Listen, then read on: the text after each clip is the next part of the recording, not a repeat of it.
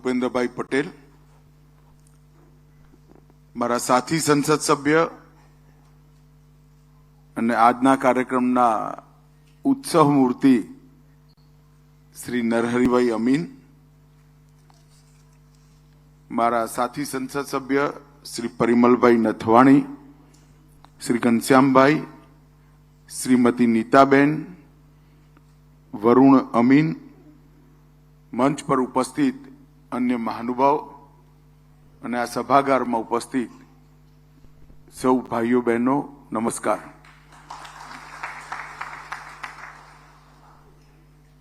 તમે બધા સેટ થઈ ગયો તો બેસી જાઓ જરા. હવે પહેલા અહીંયા ઉભો રહીને જ બોલવાનું છું, એટલે હવે એંગલ સેટ કરીને બેસજે તું.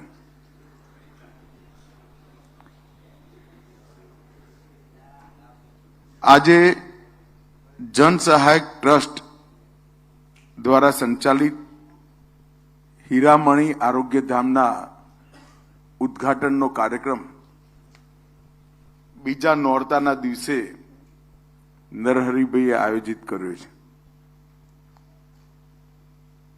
રાજનીતિમાં ઉતાર ચઢાવ ઘણા બધાના જીવનમાં આવે, નરહરિભાઈના જીવનમાં પણ આવ્યા, પરંતુ સતત કાર્યરત રહી કોઈને કોઈ માધ્યમથી સમાજની સેવા કરવી, લોકોની સેવા કરવી અને સમસ્યાઓનું નિરાકરણ કરવું બહુ ઓછા લોકો કરી શકતા હોય છે. નરહરિભાઈ, તમે એને સાતત્યપૂર્ણ તરીકે પહેલા ક્રિકેટ એસોસિએશનના માધ્યમથી ગુજરાતભરના ખેલાડીઓને સારી માળખાકીય સુવિધાઓ ઊભી કરવી, પછી શિક્ષાના સાથે સ્કૂલના માધ્યમથી જોડાઈ લગભગ 4000 બાળકોને એક સારું શિક્ષણ, ન કેવળ શિક્ષણ, બાળકોના સર્વાંગીણ વિકાસ માટે તમે પ્રયત્ન કર્યો. ઘરડા ઘર પોતાના વતનની અંદર આ હોલ બનાવવાનો, અન્નપૂર્ણા ટ્રસ્ટ, અનેક ગતિવિધિઓ સાથે જોડાયા પછી અંતે માતા પિતાની સ્મૃતિમાં આ હીરામણી આરોગ્યધામનું નિર્માણ એ ખૂબ અભિનંદનીય અને જેના માટે નરહરિભાઈને અભિનંદન આપવા પડે એવી ગતિવિધિ છે. આપણે સૌ જાણીએ છીએ કે ફાસ્ટ જીવન, પ્રદૂષણયુક્ત વાતાવરણ અને જમીન પણ પ્રદૂષિત થઈ, પાણી પણ પ્રદૂષિત થયું, અંત તો ગતવા શરીર પર અસર પડી. અને એ વખતે અનેક પ્રકારના એવા જિદ્દી રોગો જેની લાંબી સાતત્યપૂર્ણ ટ્રીટમેન્ટની જરૂર પડે,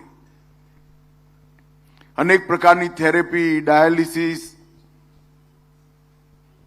ફિઝિયોથેરેપી,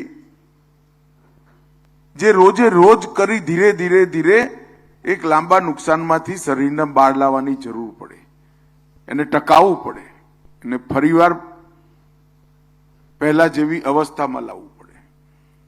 અને આ બધી ટ્રીટમેન્ટ અત્યંત મોંઘી, ગરીબો માટે, મધ્યમ વર્ગના લોકો માટે અને ગ્રામીણ ક્ષેત્ર માટે અલભ્ય અને ઉપલબ્ધતા પણ ઓછી.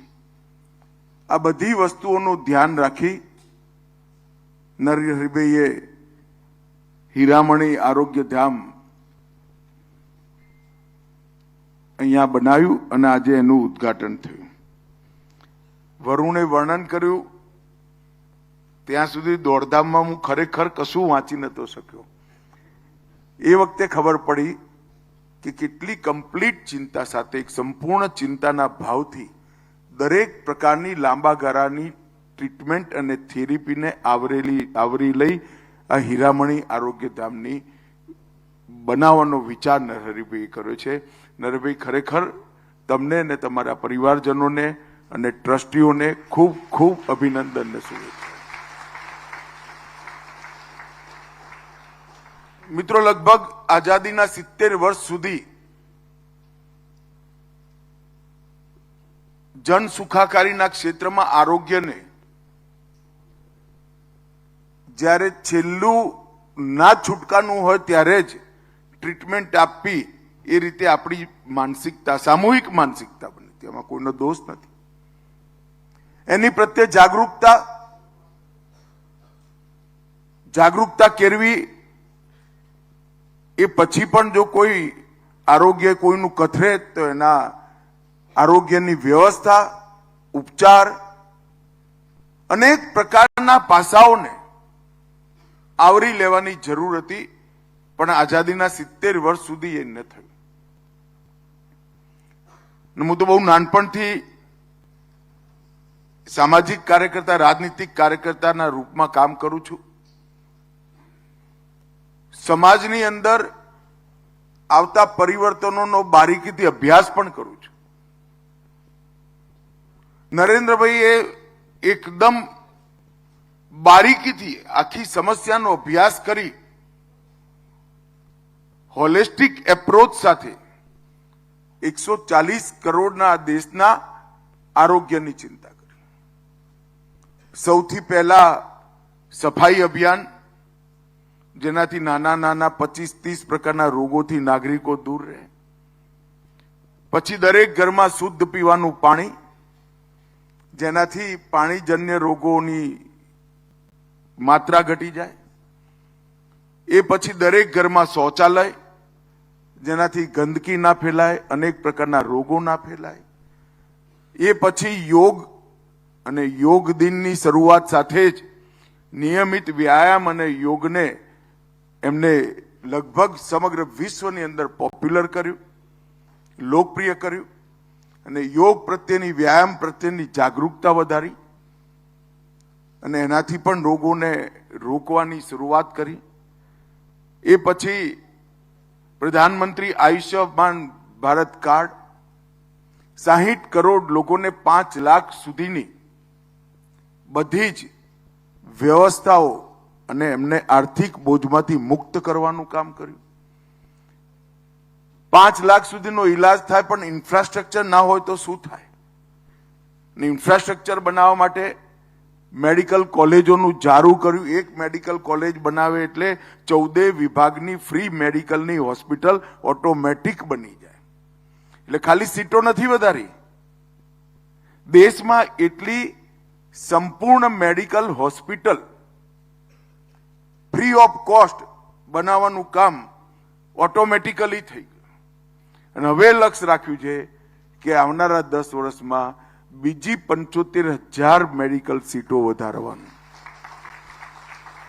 એની સાથે સાથે પીએચસી, સીએચસી નું અપગ્રેડેશન. આ બધું થયા પછી દવાઓ મોંઘી હોય તો શું થાય? એટલા માટે જેનરિક દવાઓની દુકાનોનું એક જારું ગૂંથ્યું. લગભગ 10% થી 30%માં દરેકે દરેક ગંભીર પ્રકારના રોગોની દવા સસ્તામાં મળી જાય એ પ્રકારની વ્યવસ્થા કરી. અને અંતે ફિઝિકલ ફિટનેસ માટે રમતગમતની વ્યવસ્થા અને રમતગમત માટે યુવાનોને જોડવાની વ્યવસ્થા. આ સમગ્ર ચક્ર લગભગ 37 જુદા જુદા પ્રકારની યોજનાઓમાંથી બન્યું. અને 37 યોજનાઓ જ્યારે જાહેર થઈ ત્યારે બધાને લાગ્યું કે એક એક યોજનાઓ છે. જ્યારે 37 યોજનાઓનું ચક્ર પૂરું થયું ત્યારે ખબર પડી કે 140 કરોડ નાગરિકોના આરોગ્યની સંપૂર્ણ વ્યવસ્થા આ 37 યોજનાઓથી થઈ છે. એક રાજનેતા સંવેદનશીલતાની સાથે, દૂરદર્શિતાની સાથે સમાજ જીવનના પોતાના અનુભવનો યોજનાઓ બનાવી સમાજના દુઃખના નિવારણમાં કઈ રીતે ઉપયોગ કરી શકે એનું આ આદર્શ ઉદાહરણ છે. આવું અનેક ક્ષેત્રોમાં થયું છે. અને કેટલીય ચીજો છે. હું અત્યારે ગણાવવા જઉં તો 2 કલાક લાગે. ના મારી જોડે ટાઈમ છે, ના તમારી જોડે ટાઈમ છે. દરેક ઘરમાં ગેસનું સિલિન્ડર આપ્યું, બધાને લાગ્યું કે ભાઈ સુવિધા આપી. પરંતુ ધુમાડાવાળા ચૂલાથી બહેનોના ફેફસા 50 વર્ષની ઉંમર થતા થતા ખતમ થઈ જતા હતા. આંખની જ્યોતિ, એમની દ્રષ્ટિ જતી રહેતી. આવી અનેક ચીજોને લોકોના આરોગ્ય સાથે જોડવાનું કામ કર્યું. અને એની સાથે સાથે માળખાકીય સુવિધાઓ પણ ઊભી કરી. આજે ઇન્ડોર પેશન્ટ તરીકે અનેક પ્રકારની સુવિધાઓ દેશની અંદર ઉપલબ્ધ છે, પણ રોજ લેવાની ટ્રીટમેન્ટ, જેમ ભૂપેન્દ્રભાઈએ કહ્યું કે કિડનીનો રોગ હોય ડાયાલિસિસ લેવું પડે, નિયમિત લેવું પડે, એની દિવસોના અંતર પણ ઘટતા જાય જ્યાં સુધી કિડની ટ્રાન્સપ્લાન્ટ ના થાય ત્યાં સુધી, અને એની સુવિધા નજીકમાં નજીક હોય, સસ્તામાં સસ્તી હોય તો ગરીબથી ગરીબ વ્યક્તિને એનો ફાયદો મળી શકે. ફિઝિયોથેરેપી, અનેક પ્રકારના અનુસંધાનો સમગ્ર વિશ્વની અંદર થયા. શરીરના લગભગ 140 સ્નાયુઓ માટે ફિઝિયોથેરેપીની વ્યવસ્થાઓ ઊભી થઈ, એના સાધનો બન્યા, પરંતુ એની ઉપલબ્ધતા હજી આપણા દેશમાં પાંગરી હતી. હું અત્યારે એક સેન્ટર જોઈને આવ્યો, થોડું અલપ જલપમાં જોયું, કોઈક દિવસ શાંતિથી આવીશ, પરંતુ નરહરીભાઈએ અલભ્ય હોય એવા ફિઝિયોથેરેપીના સાધનો અને બધી થેરેપીના સાધનો બહુ જ સસ્તા દરે લોકોને ઉપલબ્ધ થાય એવી વ્યવસ્થા કરી છે. આજે ખરેખર મને આનંદ છે. મેં હા તો પાડી હતી નરહરીભાઈના દબાણમાં આવવાની, પણ નરહરીભાઈ સારું કર્યું, આ શુભ કાર્યમાં તમે મને જોડ્યો અને મારું પણ એની અંદર એક પ્રકારથી જાણકારી વધી અને જોડાવાનું પણ થયું.